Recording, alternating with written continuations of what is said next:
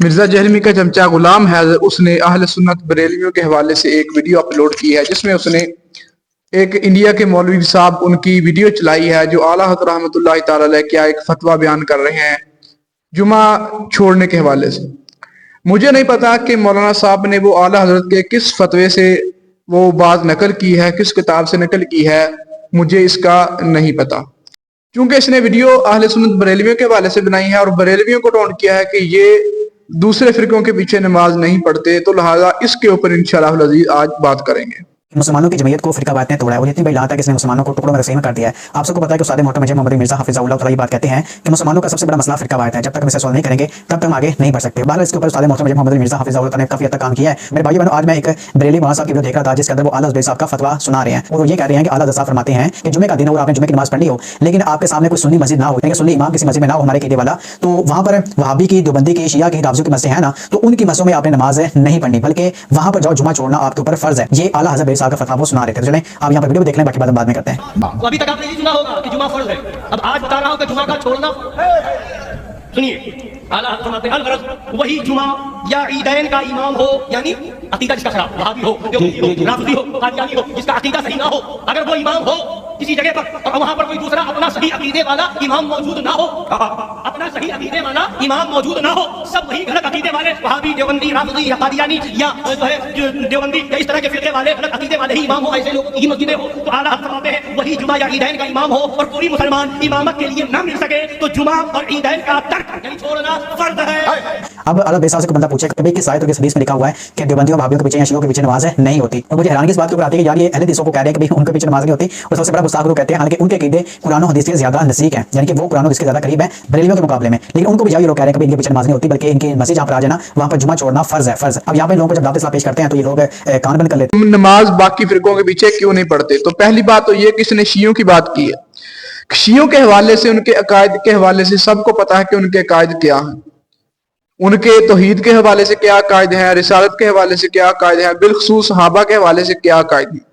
اور سب سے متساہل بھی اگر کوئی شیعہ ہوگا تو وہ حضرت امیر معاویہ رضی اللہ تعالیٰ عنہ جو صحابی رسول ہیں ان کا لازمی گستاخ ہوگا۔ تو ہم جو صحابہ کے گستاخ ہیں، جو اہل بیت کے گستاخ ہیں، اللہ کے اور نبی کے گستاخ ہیں، ہم ان کے پیچھے کیسے نماز پڑھ لیں؟ ہم سے تو سیدھی بات ہے کہ جو کسی ایک بھی صحابی کا گستاخ ہے ہم اس کے پیچھے نماز کبھی بھی نہیں پڑھیں گے، نہ ہی ہماری نماز اس کے پیچھے ہوگی۔ جو اللہ کے رسول کے صحابی کو بکواس کرتے ہیں ہم ان کے پیچھے کیسے نماز پڑھ سکتے ہیں؟ رہی بات دیوبندیوں کی، تو کیا دیوبندیوں کے کچھ مولوی حضرات جو مماتی ہیں ان کی ویڈیوز نیٹ پہ لوگوں کو پتہ نہیں ہے، جو مولا کائنات حضرت علی رضی اللہ تعالیٰ عنہ کے حوالے سے بکواس کرتے ہیں اور یزید کو امیر المومنین رحمۃ اللہ علیہ کہہ رہے ہیں، تو کیا ہم ان لوگوں کے پیچھے نماز پڑھیں؟ ہماری نماز ہرگز ان لوگوں کے پیچھے نہیں ہوگی جو یزید ملعون کو رضی اللہ تعالیٰ عنہ معاذ اللہ کہیں اور یزید کی سپورٹ کریں، تو ہم کبھی بھی ایسے لوگوں کے پیچھے نماز نہیں پڑھیں گے۔ اور مولا علی رضی اللہ تعالیٰ عنہ علیہ السلام کے حوالے سے پچھلے دنوں دیوبندی کی ویڈیو آئی ہوئی تھی جس کا الحمدللہ میں نے جواب بھی ریکارڈ کروایا ہے، جو کہتا تھا کہ کسی ایک بھی حدیث میں معاذ اللہ مولا علی رضی اللہ تعالیٰ عنہ کو خلیفہ راشد نہیں مانا گیا، اکٹھے ان کے نام ذکر نہیں کیے گئے بقیہ تین خلفاء کے۔ اور اسی طرح دیوبندی شرک اور بدعت کے فتوے لگاتے ہیں ہمارے اوپر، جو لوگ ہمیں مشرک کہیں کیا ہم ان کے پیچھے نماز پڑھیں؟ وہی کام جو دیوبندی خود کریں وہ ان کے لیے جائز ہے، لیکن اگر ہم کریں ہمارے لیے شرک اور بدعت کے فتوے وہ لگا دیتے ہیں۔ اور اسی طرح وہابی ہیں، وہابی بھی وہی کام کریں گے، جلسے جلوس خود کریں گے، صحابہ کے جلوس خود نکالیں گے،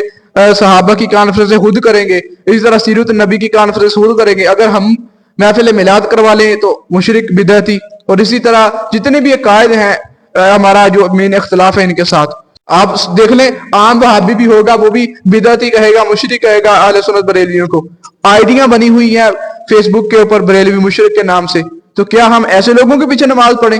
اور اسی طرح یہ جو چمچہ ہے مرزا جہلمی کا، یہ بھی بکواس کرتا ہے اہل سنت بریلویوں کو کہ چشتی رسول اللہ کا بنیادی عقیدہ ہے،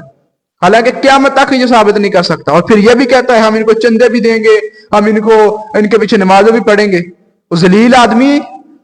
اگر تو کہہ رہا ہے کہ بنیادی عقیدہ ہے تو تیرے نزدیک تو پھر وہ تو گئے بریلوی، وہ تو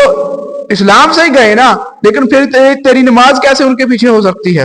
تو یہ بھی ساری ان کا جو 2 نمبر دھندا ہے، جو بکواس ہے، وہ بھی لوگوں کے سامنے واضح ہے۔ اور رہی بات جمعہ چھوڑنے کے حوالے سے، تو بھائی ایسا علاقہ جہاں پہ دیوبندی ہے، جہاں پہ وہابی ہے، شیعہ ہے، تو ہم کیسے ان کے پیچھے نماز ادا کر لیں؟ میں نے ساری بات واضح کر دی ہے. صحابہ کے گستاخوں کے پیچھے ہم جمعہ کیسے پڑھیں؟ جو ہمیں مشرک کہتے ہیں ہم ان کے پیچھے جمعہ کیسے پڑھیں؟ تو لہذا اس کی صورت یہی نکل سکتی ہے کہ جمعہ چھوڑ سکتے ہیں.